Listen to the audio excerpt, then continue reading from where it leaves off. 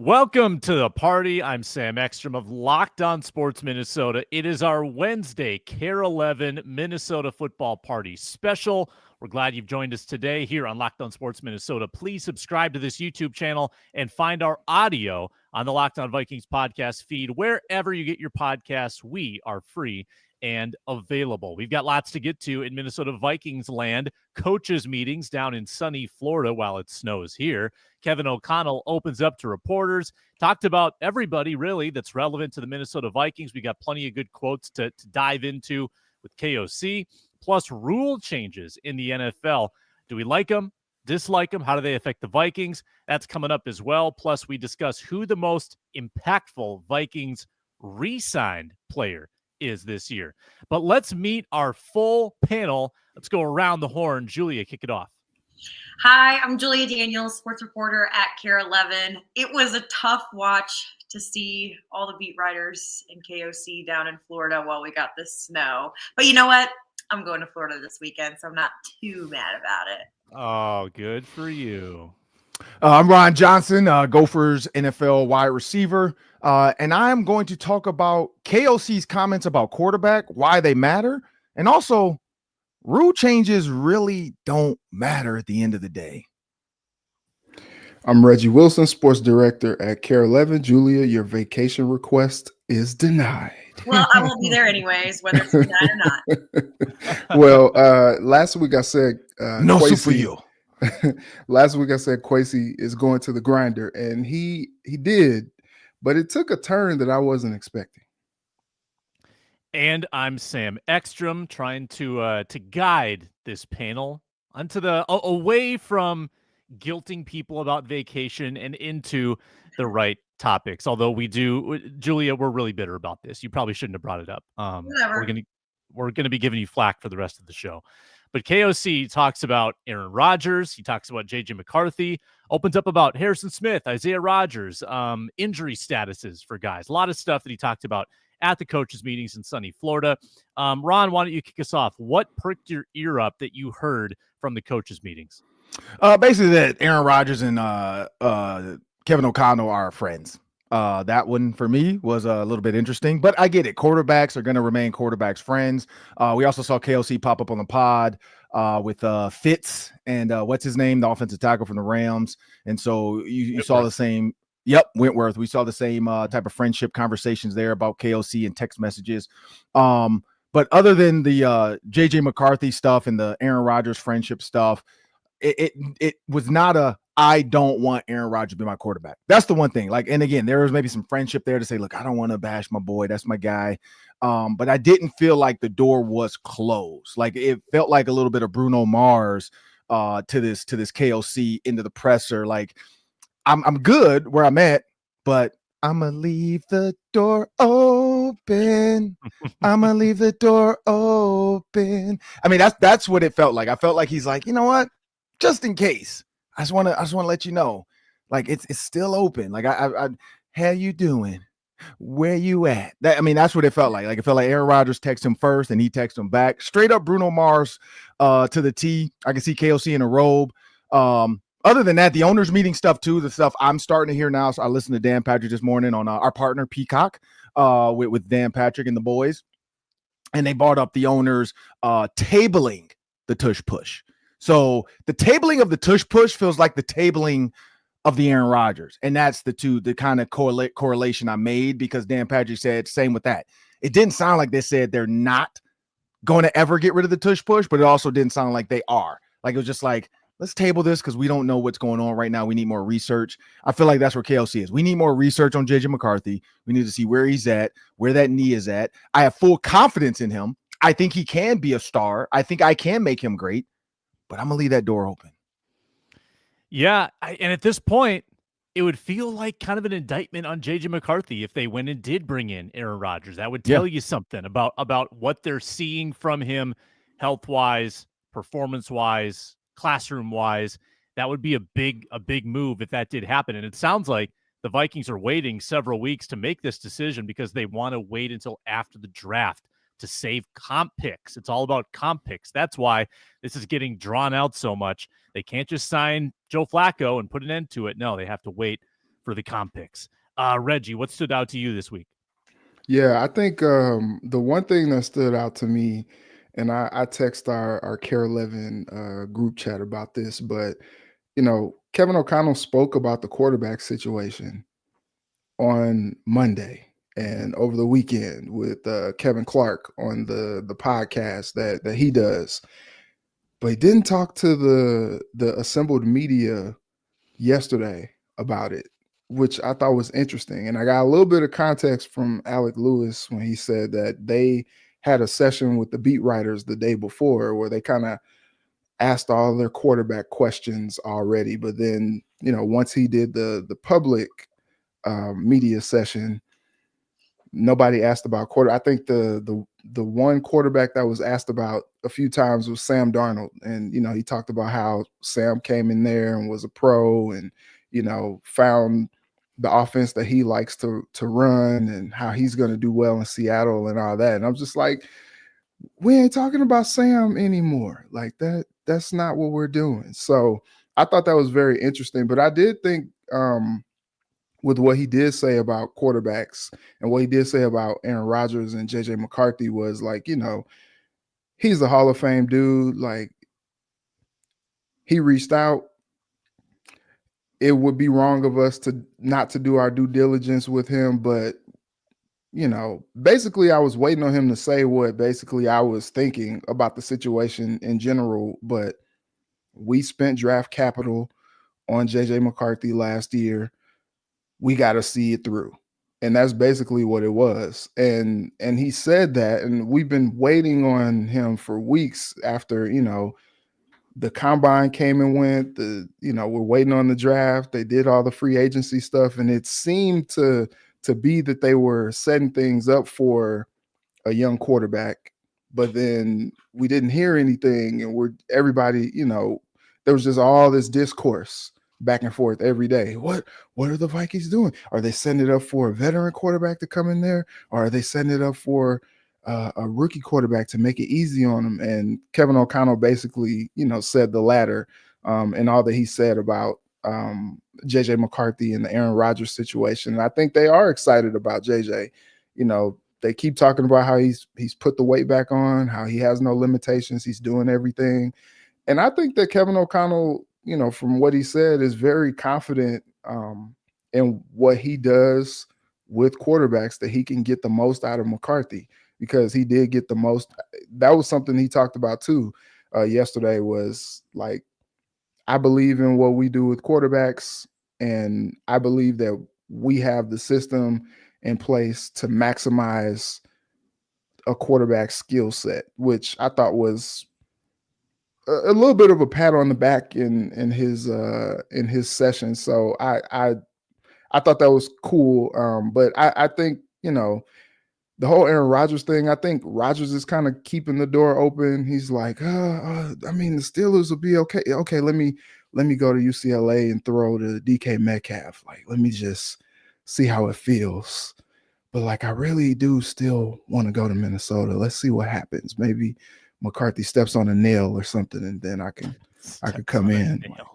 But a lot of loose thought nails that was around TCO. Yeah, exactly. Yeah. But I thought that was interesting. And then the only other thing was how he talked about Isaiah Rodgers, talking about how that's mine. Don't steal it. Don't steal it. I'm cutting you off. Okay, go ahead. Go ahead. I was going to add too, though, before I get into that. Like, have you thought about the pressure that's now being applied to JJ McCarthy because of this Rodgers discourse? Right? I think he's built for it. Because now the Vikings literally have chosen him over Aaron Rodgers, a Hall of Fame quarterback. No one asked for this. Rodgers reached out to them, but now there's that comparison.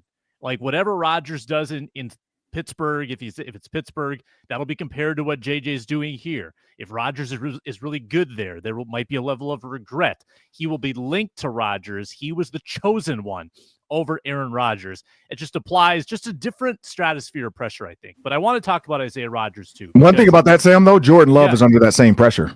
Like that's where he was at 2 years ago. It was, what is he doing compared to Aaron Rodgers? Lucky for him, turned out pretty good for him. I was going to say, lucky for him, Aaron Rodgers ran out the tunnel, and that was the biggest highlight of his Jets career, like with the American flag on Sunday Night Football or whatever that was, Sunday Night Football. Like that was the biggest highlight of Aaron Rodgers that first year with the Jets. So it kind of made Jordan Love's life easier. But yeah, you're right, Sam. He's going to be tied to whatever Aaron does with the Steelers. And it sucks for me because if he does become a Steeler, like I'm a Steeler fan by birth, so I can't root against Aaron Rodgers just for the sake of JJ McCarthy. Like I want the Steelers to do well because I love DK too. I mean, I've known him since he was a kid. So that's going to be a tough one for me. Like Aaron Rodgers is a Steeler. Like, man. It's going to be interesting. Rodgers with Mike Tomlin as his head coach. Got some weapons, got some weird weather to play in sometimes. That's going to be he's compelling. got the Bass brothers at receiver. Like for all the Mighty Ducks fans, like that's what DK Metcalf and George Pickens are about to be. A lot of alley-oops down the boundary. Isaiah Rodgers. Now, I like the comments from KOC saying that B-Flow, Brian Flores, spoke about Isaiah Rodgers in a different tone of voice and that he identified him very early in free agency. I've always been drawn to these strong convictions that Brian Flores has. Like, let's think about his history. 2 years ago, we're watching practice in May and June, and number 44 is out there all over the place. Josh Metellus is all over the field. And we're scratching our head. We're saying, wow, really? Josh Metellus, really? Like career special teamer? He's playing with the ones? This is kind of different. He identified him immediately, and he turned him into this Swiss Army knife, and he knew it right away. He trained him for it all offseason. And then he did the same thing with Ivan Pace. Ivan Pace comes in, undrafted free agent. He's getting reps with the ones? Really? Undrafted free agent rookies getting reps with the ones. Seriously? He was like usurping Brian Asamoah. Brian Asamoah was a third-round pick, and he was losing reps to Ivan Pace because Brian Flores saw something in Ivan Pace. So when he sees a dude fulfilling a role in his defense, we should take it seriously. So I think I'm pretty compelled actually by that, and that tells me that Isaiah Rodgers is squarely the number 2 cornerback on this defense behind Byron Murphy. But also, you know how coaches sometimes they list players and they list them like in the pecking order or in the hierarchy? The guy he mentioned right after Isaiah Rodgers, it wasn't Mekhi Blackman, wasn't Dwight McGlothern, it was Jeff Okudah. Like he mentioned Jeff Okudah and gave a vision for him and said, yeah, he's like a boundary corner in the nickel. Very specific vision, and he listed him right behind Isaiah Rodgers. Makes me wonder if Jeff Okudah actually has maybe a track to be the third cornerback on this team ahead of Mekhi Blackman. We'll see what they do in the draft. That could change things. But the cornerback room really perked my ear up. Julia, what did you hear? Yeah, I mean, just kind of going back to the quarterback situation, I think sometimes we forget that the Vikings are in a situation with JJ McCarthy that, like, in this new era, no one else has dealt with before, where someone has gotten seriously injured and sat out their entire rookie season. So I think that's just something that like we don't think about a lot, and like the Vikings are navigating something that like we really haven't seen. But I do think when I heard Kevin O'Connell speak about, you know, JJ's gonna have to earn this spot. It's not gonna be handed to him. We're not gonna name him QB1, this, that, and the other. It just told me that everyone's on the same page here. There's no like miscommunication happening. Like we saw JJ McCarthy talking to Kay Adams and telling her literally the exact same thing that Kevin O'Connell told media this week. So I thought that was like interesting, but I also, like Reggie has said, like it's not surprising. And I think that that's the way that everybody wants it to be. It's not just that they're on the same page, but I think JJ McCarthy would rather earn the spot than be handed the spot. Another thing that I thought was interesting was when they were asking about the draft too. And we've said like they've spent so much in the off season that, you know, it's kind of a best player available type of situation. But he also said not necessarily, because if the best player available is a position that we have so much depth at, that this person's going to be hindered by coming to our organization and not seeing any field time. I thought that was very insightful and something that I hadn't really thought about when it comes down to it. Just, you know, not a football coach and I don't work for an NFL team, but I thought that was interesting to me. So it'll be interesting to see, like, I think he was saying something about if a cornerback is the best player that is available, like they're probably not going to go for it there. So I think it'll be interesting to see how the draft plays out, but I do know, like, Kevin O'Connell's just thinking, obviously, because that's his job, like full circle, developing these players, making sure that they get, because I mean the Vikings aren't afraid to put a rookie out there, right? So I just thought like that was something interesting that I pulled from his conversation about the draft was, they're not gonna. It's not necessarily everyone keeps saying it's the luxury that they have now that they've done so well in the off season.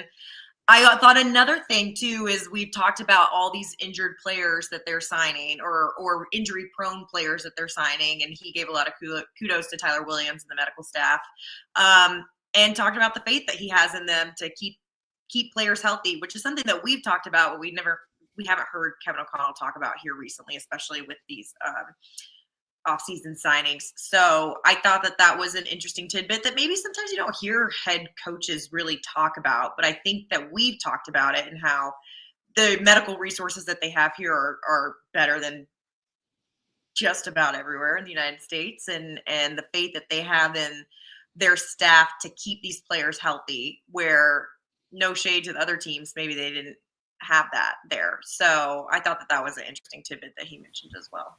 Sam, one other one too. I wanted to say his goal line short yardage conversation about Jordan Mason. He said we left a lot to be desired this year, which is an understatement when you think about that Lions game. A guy like Jordan Mason, I could see him going with the elephant package moving forward. Probably looking for a free agent tight end. Keep an eye on Nick Callerup from the Gophers. Bigger, stronger tight ends to maybe go aside somebody similar to Oliver, whatever his name is, Josh Oliver. And being able to move the ball. Not say Aaron Jones is not that guy, but it seems like he feels like Jordan Mason maybe has that Nick Chubb short yardage. We don't always have to throw the ball on, first and goal from the 9. Maybe we run the ball 3 times. And when you look at the Eagles, that's where I hope that this Jordan Mason comes into play. Yeah, Ron, that was a good point too, because that was actually pretty transparent from Kevin O'Connell talking about how I think the last few words of that soundbite that he had about the Jordan Mason thing was that I have to be better in goal line situations because we have definitely improved from a personnel standpoint. Yep. What is the elephant package exactly, Ron? I've never heard of that terminology. Is that like three tight ends and a fullback? Yeah, so you can go one receiver just to keep them honest, or if you put TJ Hawkinson as your receiver, you can call, like some people call it big, we called it elephant in Baltimore, but elephant just means you got 3 tight ends, and then so you'd have 3 tight ends, maybe a running back or 2 tight ends, a tight end flex, which could be a Hawkinson, fullback, running back. But yeah, it's pretty much all bigs and maybe one skill. But at the end of the day, you want to get as big as possible, and you could bring in an extra tackle. So if he say he drafts, not say he's going to do it, but we had Ariante Ursary on the show, and he said he spoke with the Vikings. And somebody brought up a good point. He could play guard, which I forgot Ariante Ursary also kind of was looked at a guard as early in his career because he was smaller. But that's something that they could look at if they go out and find a tackle that they like in the free agency, rookie class. You can have a third tackle come in to be your tight end, like Dan Skipper with the Lions. Love it. Speaking of short yardage, the tush push survives another day, and some other key rule changes, including first down technology and overtime. We'll address those next. Plus, is Kwesi going to sign an extension? It's all coming up on the Minnesota Football Party.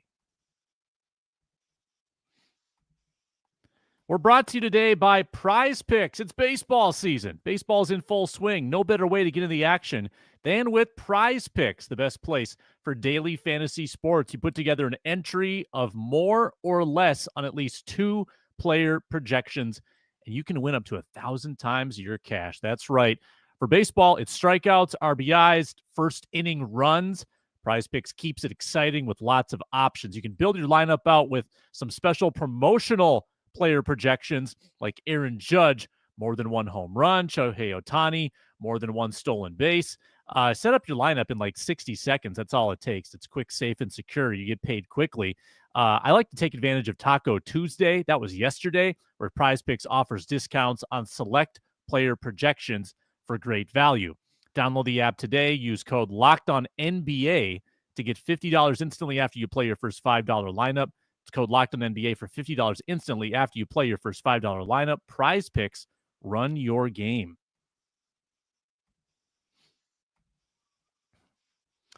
All right, we welcome you back in. It's our Care 11 Minnesota football party. Find our audio on the Locked On Vikings podcast feed.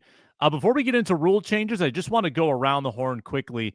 Sounds like Kwesi Adolfo-Mensah still negotiating his contract. He talked about this last week, and of course he danced around it. He said, I'm just waking up every day. I'm just so focused. I'm so focused on making this football team better. I don't even think about it. I don't even think about my contract. The owners indicated that they'd like to get something done.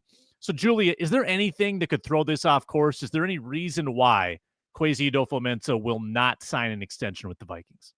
I talked about this with Reggie and Will the past few weeks. Reason why not? Is that what you said?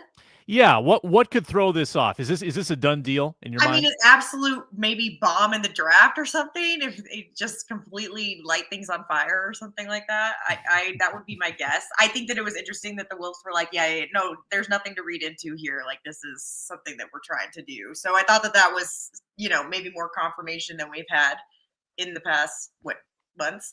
But I think we talked about. I think that they also are maybe this the only thing that I could come to the conclusion is that they're trying to see how these free agency signings work out and see if maybe last year was just a fluke of how well it worked, the pieces worked together. Mm-hmm. And maybe they're trying to see if, hey, is this this is like his thing that he does well. Let's re-sign him. I don't know if they would wait that long though.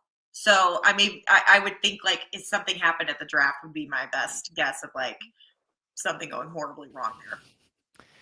Here's my hunch. Ron, tell me if you agree or disagree with this. I think that KOC and Kwesi were always planning to negotiate these somewhat together and announce the extension at the same time. Then there was the nonsense report about KOC being traded at the end of the year. Yep. And I think my hunch is that they expedited Kevin O'Connell's extension because they wanted to put that story to bed. They didn't want that to be an off-season lingering storyline. So they rushed the KOC extension, and Kwesi stayed on the same timeline. That's why I think it's taking so much longer. That's my hunch. What do you think of that? I think so too, but also when coaches don't count towards a salary cap. So even with an extension to KLC doesn't mean they can't trade them. Like there's no rules unless KLC has a no trade clause, which I don't think a coach ever has asked for that. Belichick, his trade or, the Parcells deal back in the day, like it can still happen. So I think, yes, you're right to that. I think that was more just the media, like get out of our face, stop asking us about this trade and stop with these stupid rumors. Also, I think that was KLC's agent maybe a little bit too. Like there's no way Jay Glazer got that from thin air. That came from somebody, whether it was his agent or somebody.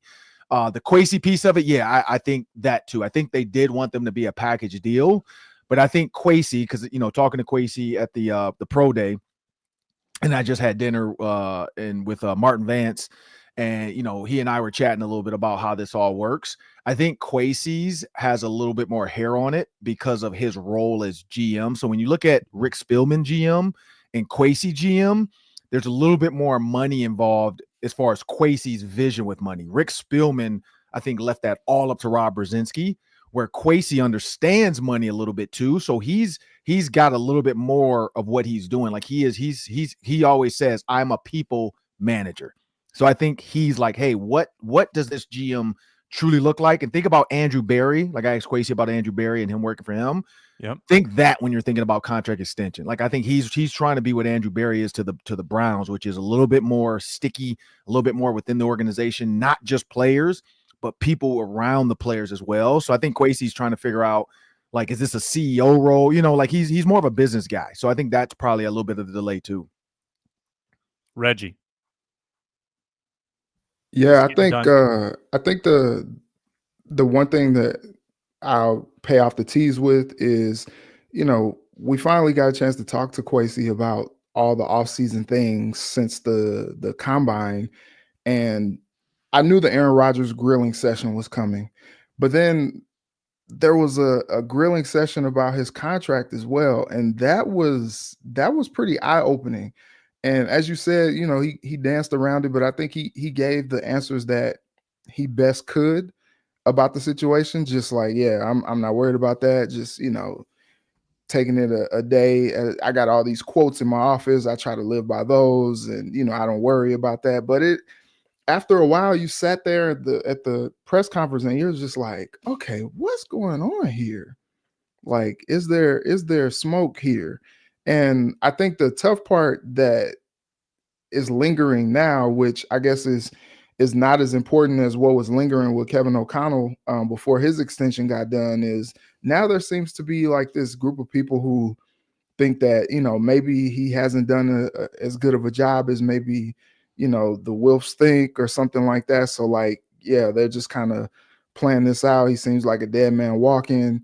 Or I also have been hearing things like, oh, Kevin O'Connell has kind of taken control, like a Belichick type situation where he's kind of making the final call on personnel decisions, and now Kwesi is just kind of a stander by guy, if you will. And so now all those things kind of start to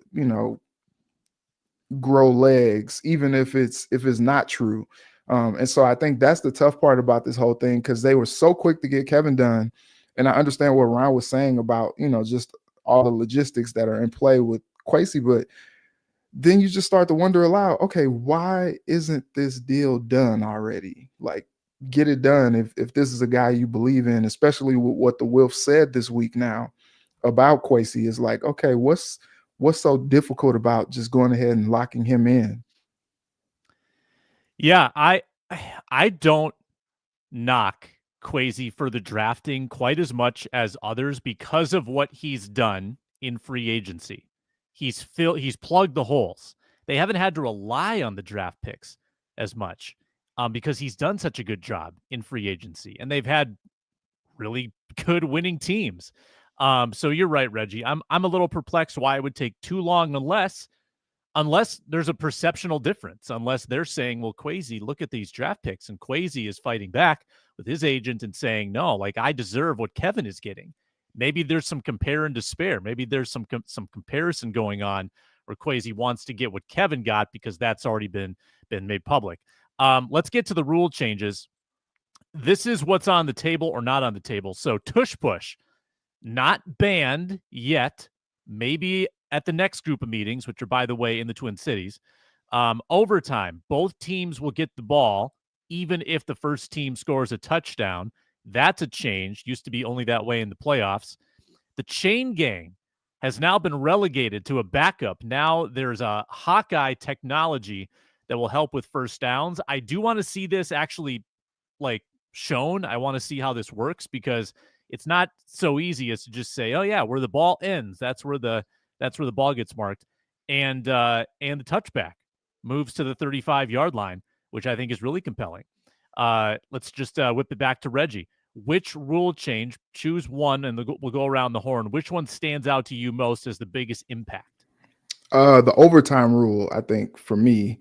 I was a fan of the sudden death. Like, if you can't get it done on one end, like, you shouldn't be rewarded, with the ball to, have a chance. Like, I do understand, like, sometimes the defense can't, do everything, but I don't know. I enjoyed the sudden death of it all, because it was just like, okay, if the defense can't stop it, if a team is just downhill and they score a touchdown, that's cool. I thought it was fair that they were like, okay, if a team kicks a field goal, another team has the opportunity to go down the field and score a touchdown and win the game. I thought it was fair because the other team did get a possession.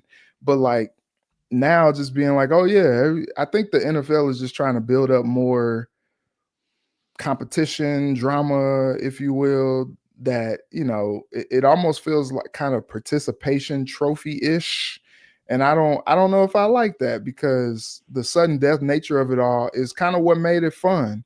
I know, kind of going back to like the playoff situation a few years ago with the Chiefs, and it was like, the Chiefs scored the touchdown with Travis Kelce and the game was over, and people felt like the other team should have gotten the chance to do that. But I don't know. I think that's part of what made the NFL fun. That just, I don't know. I don't think that needed to be messed with. I would push back slightly and say I just think it's fun when you have a back and forth, when you have two great quarterbacks, two great offenses, and we've seen it in the playoffs where you get Mahomes and Brady going back and forth down the field. You had it with Purdy and Mahomes in the Super Bowl. It's fun.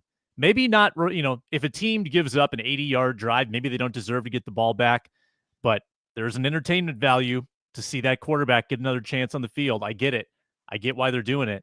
I'm looking at the touchback rule. I think that they have just made the kickoff vastly more interesting because now if you take a touchback, you're putting the team 25 yards from a field goal attempt. They are basically in scoring range at the 35-yard line.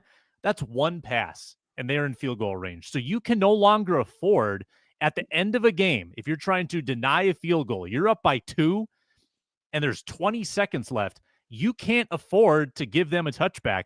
I think now you're compelled to make people return. That's going to lead to dramatic kick returns, maybe kick return touchdowns to win the game. I think it's going to make it way more interesting. And the kick returner position is back, baby. We need more Cordero Pattersons in the world again, because I think there's going to be a lot more returns. I like this change significantly. And the teams that can defend the kickoff well are going to be at a huge advantage because of all the returns we're going to see. If you can routinely get that other team stuck inside the 25, that's going to be a big field position edge. So that's where my eye went. How about you, Julia? Mine's the chain gang going away. It's about time, guys. I know people love the traditional this, that, and the other, but and at some points got out of hand this year. I mean, I know our photog JT Messenger is probably so happy about this, considering the Bills Chiefs game there at the end. And they thought Josh Allen had that first down. It's about time that they use the technology that we have in 2025 to figure out if someone had first down or not. People have been talking about this, I feel like, for years. If tennis can do it, considering all the officials that they use, then why is the NFL not using it? I think it's long overdue. I think also the officiating was probably worse than it's ever been this past season. And that was part of it. So I think it's time that we rely a little bit more on the technology that we have to figure out if people got their first downs or not, because sometimes it just gets a little ridiculous and it starts to make you wonder, what's going on here? And so I thought that was cool. I think that they're going to put 6 cameras in each stadium or something like that to track whether they got the first down or not. They'll still keep the chains down there, right? So I think they will keep them. And I think it's more for the visual for the players, right? Because they still need to see. There's no way that they couldn't have that, so players know when they get a first down or how far they're going, or anything like that. But I do think it's time, long overdue, and I'm excited that they're going to put this in. And also, those, I feel bad for all the TV people. They got to figure out all that new technology and this, that, and the other when it comes to broadcasting these cameras and figuring that out. But yeah, that's what I'm excited about. I still maintain that they should do my idea, which I've been preaching for years, and that every time there's a first down, you put the ball on the closest yard line, the exact yard line. So then you're always dealing with an exact line for the first down marker. That would make it so much easier, because you're trying to get a first down and it's it's 11 inches beyond the hash mark. And it's really hard to tell. But if you deal with exact lines by just readjusting the ball to the closest yard line when you get a first down, I think that would solve a lot. Still think they should do it. But they've got cameras now, Sam. They don't have to do that. Yeah, but for the players, though, knowing that they have to get to an exact yard line, I think would help everybody. And it would help the review process, too. You wouldn't even need to go to Hawkeye if you had the exact yard line. Save time. We're trying to make it a faster game. Pace of play. It's all about pace of play. Ron, what do you got? I mean, mine. I'm going with the kickoff. The only thing I thought is just move it back. Like I like the reception zone. Once he catches it, the guys go all that other crap. Just move the kickers back. Like, stop trying to figure out ways for kickers to get cute, because some kickers are like not going to be able to do that every single time, and it's going to get frustrating bringing it up to the 35. Just back the kickers up. Figure out what the max distance some of these kickers can kick. Say back up 10 more yards, and now the ball is going to land at the 1. I mean, and or maybe 2 yards into the end zone. Just back the kickers up. Like, these kickers are getting bigger, stronger. Like, just back them up. That would make this simple. I like the bringing the guys up closer so we cut out the concussions. But if you back the kicker up, now you don't have to worry about this whole, like, well, if you kick in the end zone, we're going to give you like, the kicker is not really trying to make a tackle anyway. So it's not like he needs to be closer to the play. Just back him up. Like, that's the only one I thought. Like, moving to the 35, that's weird to me, because now all of a sudden you're going to have kickers, because if it goes out of bounds, it was the same thing. So now, like, you're either risking getting it to the 1, kicking out of bounds, or kicking in end zone. It's all about the same. Now at the 35, one big play, they're across the 50. I think you just need to go back, put it at the 20-25, make it less advantageous for the return team to want to just let it bounce, and then back the kickers up, and then you have your problem solved. All right, let's take a vote, see if we have majority. Do you want the tush push banned, Julia? Yes or no? No. You do not. Ron? I don't mind the tush push. I don't think you should be able to push a person forward, though, because here's the problem. That rule was outlawed. You're not allowed to push your teammates forward. That was always the rule. You can't push your teammates forward. Now all of a sudden you can, because it's a quarterback. I just keep the whole formation, but just don't push the quarterback. Let him do a quarterback sneak. Like, I don't like the pushing part. So you don't like the tush push, because that's the tush push is that you push. Yeah, no, I don't like two people pushing a quarterback forward. That to me is cheating. Okay. Like, you already took that out, because it used to be, that's what people used to do. They used to try to grab a teammate and pull them forward. Like, you can, if an offensive lineman can't pull a running back forward into the end zone, why can he push a quarterback into the end zone? It's the same thing. So I would say no tush push. You can line up, put the guy close so the running backs and everybody can merge and submerge and submarine, but keep your hands off his butt. If you don't touch the butt, then it's legal. If you don't touch the butt, it's legal. That's the rule change. All right, so I'm counting you as a band person. Sounds like a t-shirt P. Diddy needs. Okay. We went there. Reggie, right. We got a 1-1 tie. Yeah, keep the tush push. If you can't stop it, that's too bad. But there are a lot of teams that do the tush push, that try to do the tush push, and they are not as successful. So, sorry. True. But then are you allowing them now to say you can pull guys into the end zone, you could pick up one of your players and carry them with you and get a first down? Like, just in that particular scenario. But see, that's where the argument's going to come. We see pushing a lot. I think pulling's illegal, but pushing we see a lot where the linemen get behind the pile and they push them across. You're right, Ryan. We see it a lot. But I think that. But it depends on how far away, again, where the lineman's coming from. Because remember, if a lineman comes barreling in, that's a flag. Like, you can't assist the guy with the ball in a play. So that's why they do a lot, I think. No, they took that out. Listen to Florio's this morning on NBC, by the way, people. He talked about that. He said, or maybe it was the other guy, Phil Simms, or Chris Simms. He said that. He said, like, at what point are we now allowing guys to push guys? Because it's supposed to be a flag if you assist the runner down the field. And so that's what they're trying to say. Like, well, can I? Because again, like, if I'm a smart coach now, I'm gonna just throw a quick hitch, and I'm gonna have all my guys run up to the hitch guy, and then let's move him forward. Yeah, it creates a gray area. I'm team ban it. So we have a 2-2 tie here on this panel. I would ban it. I don't think it's an interesting play. I think that it's an 80%, 90% play for some teams. Now, not every team can execute it based on the quarterback they have, but correct. I would like to have, I think it's more interesting if the defense has a chance to, like, beat a block and get into the backfield and stop a running back. I think that it's a little bit too advantageous for the offense, and I'd like to have more of a 50-50 kind of play and not have a cheat code for certain teams. I think that just makes the game more equitable. So I would say, and it's not an attractive play, it's a boring play. I would like to have more options on the table rather than just going, because teams are going to start if it's legal, everyone's going to do it. Everyone's going to evolve and get good at it. It's going to get to the point where everyone's good at the tush push. I'm drafting Desmond Watson from Florida, 6'6", 460, and I'm putting him at guard. And I'm telling the quarterback, once you get it, just get behind Desmond, everybody push. And like that's gonna be. I just heard somebody say that, so it's a stolen take. But huge. Somebody on the Dan Patrick Show bought that up. Like, can we? Or they're saying because Desmond ran the ball at Florida. I just watched that film. That is scary. Do you allow him to do the tush push where he takes the handoff? Like, that's crazy. There's a dude for Mississippi or for Ole Miss. His name's JJ Pegues, who was like a D tackle / gadget guy on offense. And he would like run the ball in short yardage. He would do tush pushes. Like I could see the Lions drafting him. He's 340 pounds. Lions draft JJ Pegues, and he becomes the tush push guy behind Jared Goff. They would literally convert every single time. Yeah. I don't want get Cam Newton back in the league. I guarantee Cam Newton will get you a first down with a tush push. Like KOC, go get Cam Newton. That's your backup quarterback.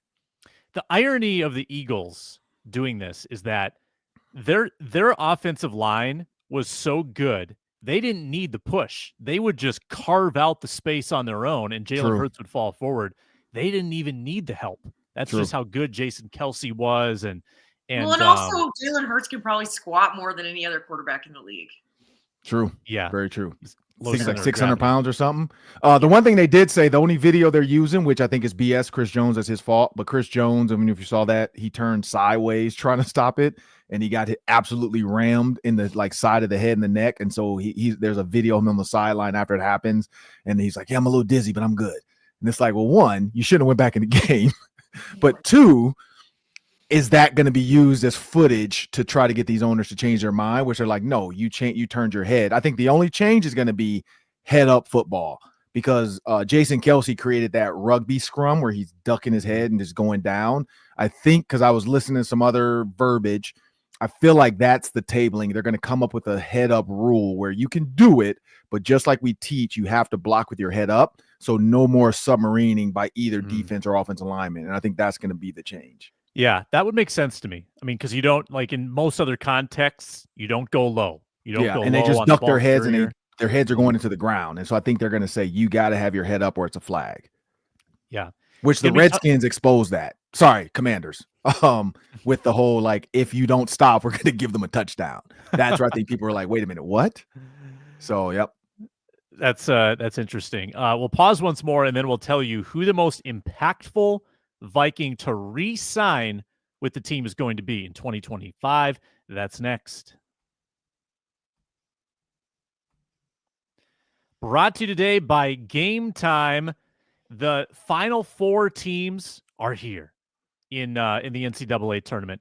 And let me tell you, it would be fun to be there in San Antonio in the building. Same goes for the Final Four women's teams. I'd love to see Paige Beckers in person as she concludes her college career. Getting those tickets doesn't need to be stressful. It's a big event, but it's not stressful. It's very easy with Game Time. They've also got last-minute tickets if you have to be in town, you want to get to an event, and maybe it's not the NCAA basketball tournament. Maybe it's locally. Maybe it's Target Center. I think there's 2 home games left for the Wolves, 3 home games left for the Wild in the regular seasons.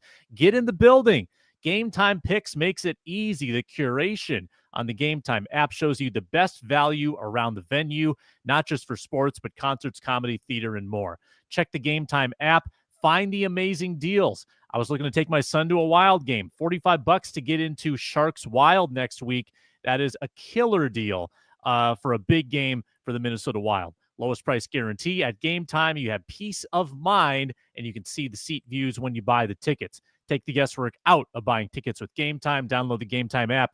Create an account. Use code LOCKEDONNFL for $20 off your first purchase. That's LOCKEDON NFL for $20 off. Download Game Time today. Last minute tickets. Lowest price guaranteed. We wrap with this. The Minnesota Vikings made 3 pretty significant re-signings this offseason. Number 1, Byron Murphy, 3-year deal, back at cornerback. Aaron Jones, running back, 2-year deal. He returns. And then Harrison Smith, who denies retirement. He said, hey, boss, I got 1 more year in me. It's the swan song for Harrison Smith. he's back as well. Which of those three is the most significant, Reggie Wilson? So I go Byron Murphy, and only because he led the team in interceptions last year. And this is what Kevin O'Connell had to say about him yesterday. I think there's a layer above the neck that Byron brings to our team. Loves football. He's tough. He's been really available for us and out here making a lot of plays. He turned the ball over a lot last year, getting his hands on the football.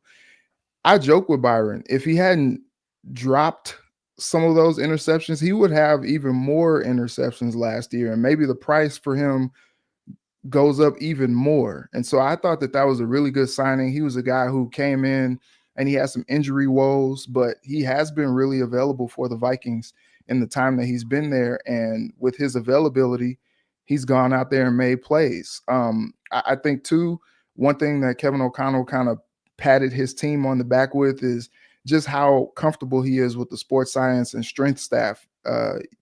Is something that he said yesterday, and he had no qualms about bringing in these guys in free agency who've had their share of injuries. He's just like, yeah, you look at guys that, like Aaron Jones and, these type of guys who come in and they had some injury history. Now they come to our staff and they're able to be available more. So Byron was a guy who kind of took advantage of that as well. His availability helped him go out there and make some plays, and he got paid for it. Yeah, hopefully the training staff, strength and conditioning staff are renegotiating for raises as well, because they are going to be busy with all of the injury issues they're bringing into the building. Julia, your most impactful re-signing? I'm going to go Hitman. I think I thought it was really cool that Kevin O'Connell said that Harrison is a huge part of who he is as a coach. I think he's just one of those, sure, he's in the twilight of his career. He's still a very impactful player, but I also think it's not to be downplayed how important he is just as a leader on the team, kind of that quiet leader that they have on the team. And I think that his presence says more than maybe necessarily what he says out loud. And he's a huge part of what Brian Flores does with his defense too. He's kind of that prime example of being able to do it all, essentially. But I think it's just the leadership that he has on this team is almost unmatched, if you think about it, just because he has the experience. And I think the personality that he has, because they have guys like Josh Metellus, who's very outspoken and he's very vocal about his leadership role on the team. But I think then you have somebody like Harrison, and he's just that quiet leader that guys look to, and he takes guys under his wing and teaches them about, all of the experience that he has in the NFL. So I think that it was cool to see that Kevin O'Connell said he's a huge part of what we've built here in Minnesota, and it's nice to see. And I think Vikings fans are excited that he's got at least one more year left in him. Trivia question for the group. Harrison Smith entering year 14, longest tenured Viking. Who is the next longest tenured Viking after Harrison? Currently on the team? Currently on the team. Brian O'Neill? I think a long snapper or something, isn't it? Incorrect. Brian O'Neill's close, but there's someone who's been around longer. It's not CJ Ham. It is CJ Ham. Oh, CJ Ham. 8 years. How long is DePaula is what, 7 years? So DePaula has been in the league for longer than CJ, but CJ's been with the Vikings longer than DePaula. DePaula, remember Kevin McDermott was here for a bit. Forgot about McDermott. Yep, forgot about that. Yeah. Yep. So, yeah. CJ Ham. CJ Ham. What's your answer, Ron? Biggest impact? I think Brian Murphy. I think cornerback. I agree with Reggie on that. As tough as it is with Flores' defense, and as bad as we talked about the DBs years prior, when there was gaps of not having a DB or not having a mainstay, and then you get Byron Murphy. I think bringing him back with this market of you can't find a lot of potential out there. I think that's a big one to get that corner in there early to make sure okay, we got one guy that can lock somebody down if we have to go man free. Because I feel like with Jonathan Allen and the defensive lineman they brought in, we're going to see a lot more man free with trying to really disrupt the quarterback and get after him with extra guys. Byron Murphy allows you to do that, and as well as Isaiah Rodgers. I mean, he's not a current Viking, but I think hearing Isaiah Rodgers, hearing Jeff Okudah. The one thing Jeff Okudah could do was cover man. His biggest issue was I struggle with figuring out switches in zone, where I think Brian Flores is going to help that. But I think it starts with Byron Murphy. Yeah, positional value at corner. It's just so important. And I think it's probably the most important from that standpoint. I think the vibes of having Harrison Smith back in that building are incalculable. And I still think he's a baller. And he makes everyone better who he plays next to. So if he's playing next to Theo Jackson, who's a total unknown, I trust that Theo Jackson is going to be a good player because he's next to Harrison Smith. He has a ripple effect about him that impacts other people in an intangible way. So I like having Harrison Smith in the building. And I might have said Aaron Jones, if not for the Jordan Mason trade. Now they've got kind of a 1A, 1B, as KOC put it at the owners meet or the coaches meetings. But they're all really big. Yeah, think about every corner, every safety that's been there with Harrison Smith has been considered good. Andrew Sendejo and Harris, you can go on that list. Xavier Woods, all those corners, safeties have been considered by other teams. Like, oh, we need to go get that guy. Cam Bynum is the latest. 100%. Yeah, he got paid. He got paid for sure. That is our Minnesota football party today. We'll be back next week on Wednesday with our KARE 11 crew. Tomorrow's show, Ron will join us, Luke Braun, Luke Inman, Arif Hassan. We'll have more Vikings analysis. The offseason never stops. The draft, 3 weeks from tomorrow. It's coming, people. Find Julia and Reggie on KARE 11 Sports Plus. Find them on the KARE 11 newscast. They're doing great work. They're covering the Wolves games. They're covering the Twins games. A lot going on at KARE 11. Ron Johnson just had on Ariante Ursary on his show, The Ron Johnson Show. Find that on YouTube, of course, or Locked On Sports Minnesota audio feed. We appreciate it. Thanks for watching, listening, and commenting. We will talk to you next time.